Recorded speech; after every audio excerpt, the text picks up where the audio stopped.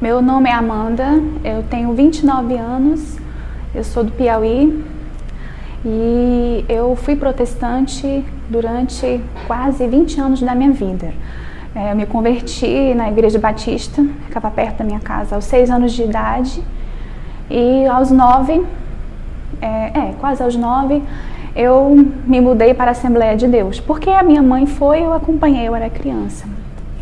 Desde sempre na minha vida, a religião, Deus, saber o sentido da vida, sempre foi muito importante para mim. Então, eu nunca tive dúvida disso, que a gente tem que procurar o transcendente, o que está acima da matéria. Então, criado no meio protestante, eu tenho todos os cacoetes do protestantismo, então aquilo tornou-se a minha cultura. Comecei numa igreja mais, posso dizer, tradicional, que era a Igreja Batista, mas o meu crescimento mesmo, né, na adolescência e começo da idade adulta, foi na Assembleia de Deus, que é uma igreja, acredito que seja a mais numérica do Brasil. Aos 23 anos de idade, quando eu formei, eu vim ao Rio de Janeiro para fazer residência. Então, eu vim para uma cidade totalmente nova e eu acredito que foi a mão de Nossa Senhora me guiando. Eu acabei indo para uma instituição de caridade da Igreja Católica, que é a Ordem das Irmãs de Maria Imaculada, fundada por Santa Vicenta Maria. Então, eu fui morar com elas, com as freiras, e quando eu cheguei lá, eu até lembro como se fosse hoje. Quando eu cheguei e vi aquele prédio imponente, eu pensei, nossa, essas freiras são malvadas. Eu lembrei de todos os filmes, livros, tudo aquilo que a Igreja Católica sofreu nesses 500 anos de difamação, aquilo veio no meu subconsciente. Eu pensei, meu Deus. Então veio toda aquela porcariada do cinema, da Inquisição. Eu falei, meu Deus, eu vou ser prisioneira delas. Nada disso. Infantilidade minha, quando eu entrei, fui muito bem recebida, mesmo sendo protestante, elas jamais foram grosseiras comigo, pelo contrário, elas me evangelizaram até de maneira silenciosa. Eu passava pela capela, né, mantinha o respeito, e elas, oi querida, tudo bem, vamos pra missa, e eu no alto da minha empáfia, não irmã, obrigada, dava até de ombros, ignorância minha. Naquela época, 2014, tem 5 anos, o Brasil estava em efervescência política, vocês sabem muito bem. E aí eu achei um senhor muito lindo e muito especial, que vocês conhecem, o professor Olavo de Carvalho. Eu vi alguns recortes de vídeo dele, que algumas almas caridosas fazem. Quando eu vi aquilo, eu falei comigo mesmo, esse homem está falando a verdade.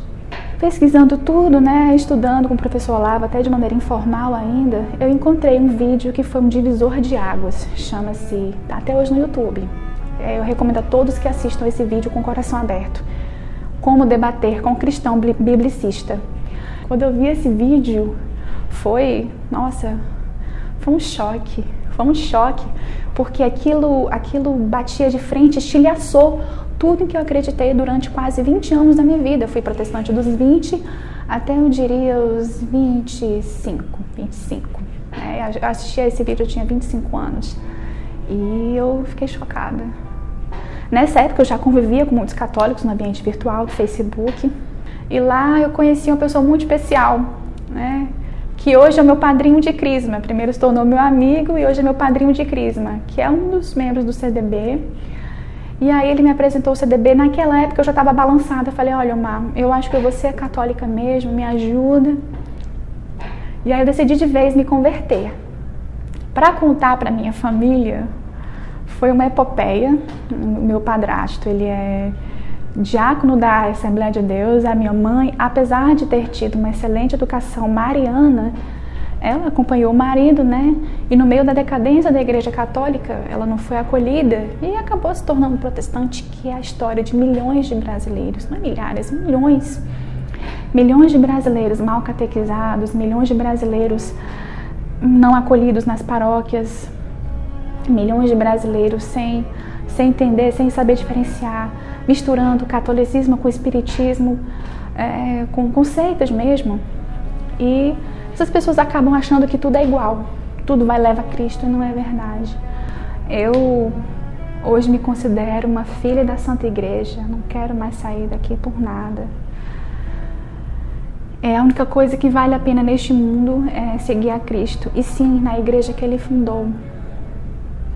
Os erros que foram cometidos, acredito eu, que o cisma de 1054 e a Reforma Protestante de 1517 foram tropeços na história do cristianismo, e queria sim que voltassem todos para casa.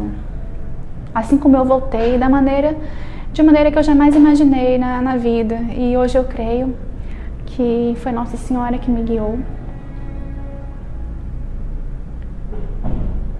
E como ex-protestante, eu só queria dizer para os protestantes que estiverem me assistindo que reflitam um pouco nisso, em vez de bater de frente nisso, porque acredito que é uma das questões centrais do protestantismo.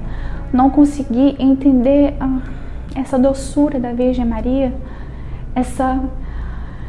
esse ato de amor tão grande que Deus quis, que em vez de descer do céu em glória como Messias, Ele preferiu encarnar-se no ventre de uma mulher perfeita, que Ele escolheu como seu receptáculo, vaso perfeito.